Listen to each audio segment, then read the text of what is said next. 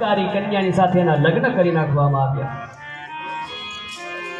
જ્યારે એ દીકરી પોતાના સાસરે આવી, આ શેઠ અને શેઠાણીને ત્યાં આવી, ત્યારે શેઠાણી એને શિખામણ આપી કે દરરોજ સવારે વહેલું ઊભું થવાનું, ભગવાન સૂર્યનારાયણને એક અર્ઘ્ય આપવાનો, તુલસીના ક્યારામાં પાણી સિંચવાનું, ત્યાં દીવો કરવાનો, ત્યાં ભગવાનને પગે લાગવાનું, મંદિરના જે ભગવાનો છે એની પૂજા કરવાની, ત્યાં દરરોજ દીવાબત્તી કરવાની।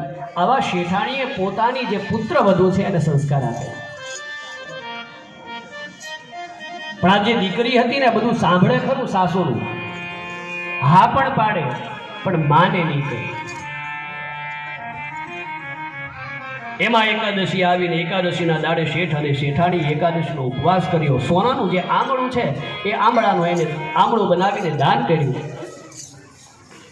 આજે પુત્ર વધુ છે, દીકરાની વહુ છે, એ વહુને આ વાત ખટકે કે આમ સોનાનું જો દાન કર્યા કરશે, સોનાના આમળા બનાવીને દર એકાદશીએ આપ્યા કરશે, તો આજે મહેનતથી જે ધન પ્રાપ્ત કર્યું છે, જે પોતાના સંતાનોની માટે સંપત્તિ ભેગી કરી છે, એ સંપત્તિ પૂરી થઈ જશે, એ સંપત્તિ વેચાય।